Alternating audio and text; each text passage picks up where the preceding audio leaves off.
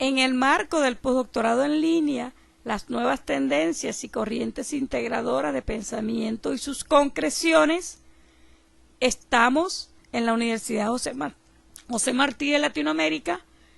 con nuestro coordinador, el doctor Rigoberto Pupo, fundador del postdoctorado en la tercera corte, y estamos en el módulo 8, hoy, 25 de mayo de 2021, estamos en la narrativa de los PowerPoint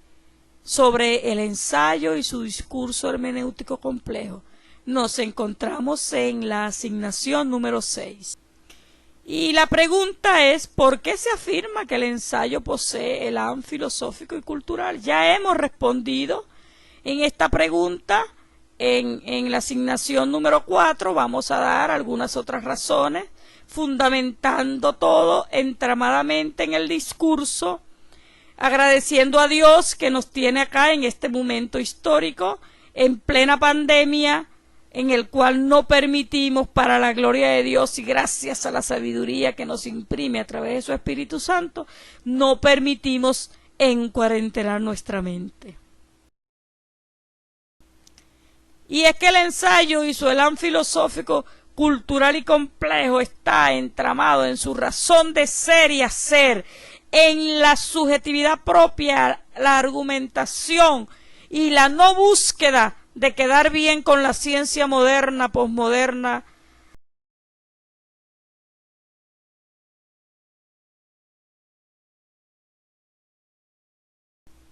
y es que el ensayo en tal manera, ese elan filosófico cultural que resume y nuclea el ensayo, nos dice nuestro mentor, el doctor Rigoberto Pupo, en su esencialidad posibilita que el discurso que lo encausa vincule en estrecha unidad las ciencias del hombre, evitando su propia naturaleza, esa especialización discursiva que aunque los tratados didácticos intenten agotar, en el ensayo no ocurre. Y es porque la enseñanza es parte de la cultura, pero no la cultura misma, lo que implica que entre todas las cosas exista una sensibilidad humana, una razón utópica, una conciencia crítica, esa tríada que es impredecible en la formación humana, como afirma nuestro mentor, el doctor Rigoberto Pupo. ¿Hay aversión a los tratados? No, indudablemente que no, que organizan la mente, informan los conocimientos heredados, pero la flexibilidad dialéctica, la comprensión de la cultura, del ser existencial, sin duda se encuentra en el discurso ensayístico, que es insustituible. Se trata de una necesidad del humano propósito presente en las latitudes de la civilización humana y que, como le dije, el ensayo sirvió de ese escape, de esa insurgencia, de esa insubordinación, de insubordinar el discurso propio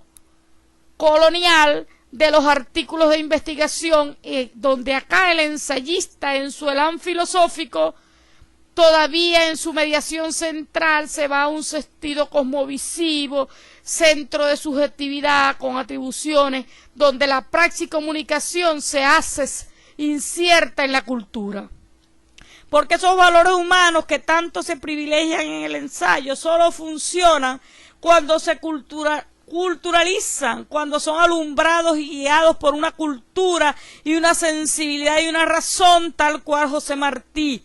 y Marinello, porque en ese elan filosófico inmanente a ese lo que significa ese buen ensayo, la globalización tiembla porque el ensayista no quiere complacer ni convencer. El ensayista desea expresarse. Y es por eso que hay una magnífica expresión. Sí, es esa magnífica expresión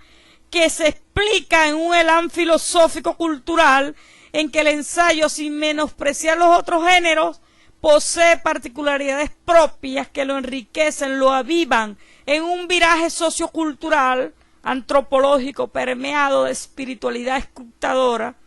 donde hay un haz de filosofía, de literatura, de arte, de sociología, todas esas ciencias del hombre que se desplegan complejamente hacia la naturaleza del cosmos humano en relación con su universo cultural y social. Son palabras del doctor Rigoberto Pupo. Es que en el ensayo hay un elán filosófico-cultural porque hay una esencialidad. El elán filosófico-cultural que se resume y nuclea el ensayo, que posibilita un discurso, que lo encausa, que lo vincula, que evita que esa propia naturaleza discursiva que complace a las ciencias, que es reduccionista en el caso de la modernidad, posmodernidad, colonialidad. El ensayo se escapa de ello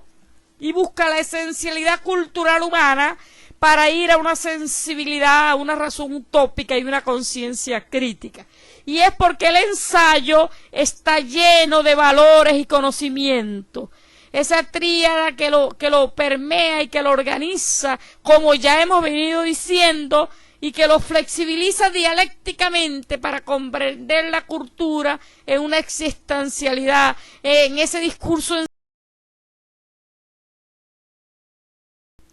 Y es por eso que en el sur el ensayo deviene urgencia histórico-cultural, su propia conformación histórica, su ímpetu, su resistencia, ese eco que hace emancipación cultural política, que no aliena, que se sale fuera en una decolonialidad planetaria, en un hombre que piensa, ese hombre de letras, de producción espiritual, que se convierte en autoconciencia, en la ansia de identidad, de vocación, de rescatar las víctimas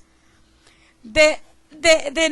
la invasión a nuestro continente, porque ese ser ahora ensayista se va a sus raíces profundamente de nuestro Abya Yala con un espíritu ecuménico, porque él usa entonces el discurso para ir a una resistencia. Sí, esa resistencia que es subjetiva, que sugestiona con aperturas y aprensiones, que es dúctil, sugerente y tolerante.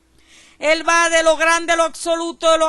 lo concreto, con una fuerza vital y una subjetividad que no rehúye la objetividad, pero que encausa con alto vuelo cogitativo. Sí, porque es que en el ensayo hay un respeto, hay un desenfreno y hay una subjetividad, una parte de ese yo personal, pero que como se dirige a la persona humana y a motivos capitales, respeta al otro,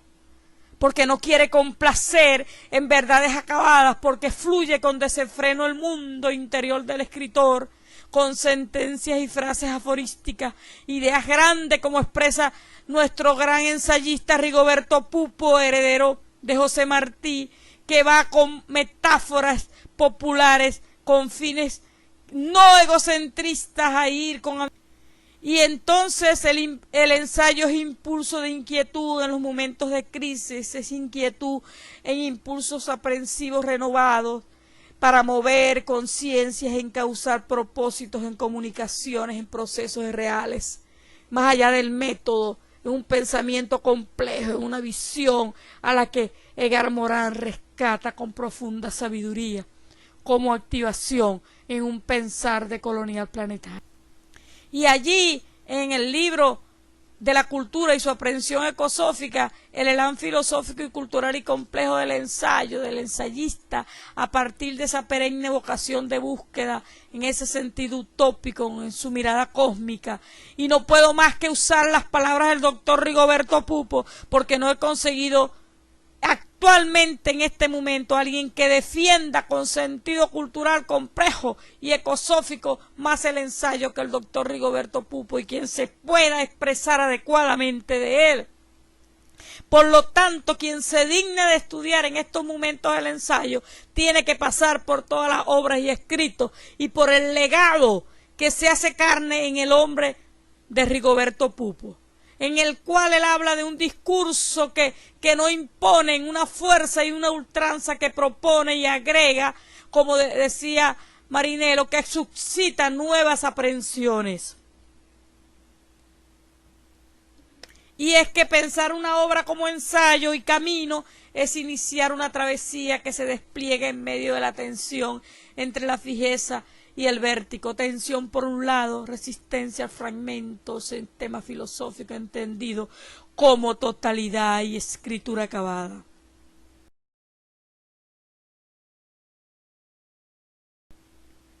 Y allí en América Latina el ensayo deviene urgencia histórica, su propia conformación, su ímpetu de resistencia y de no alienación va a una emancipación humana, cultural, política y social, una especificidad de actitud, una producción espiritual que convierte en alma, mente, cuerpo y corazón con una autoconciencia, una ansia de identidad, con vocación de raíz americana y espíritu ecuménico.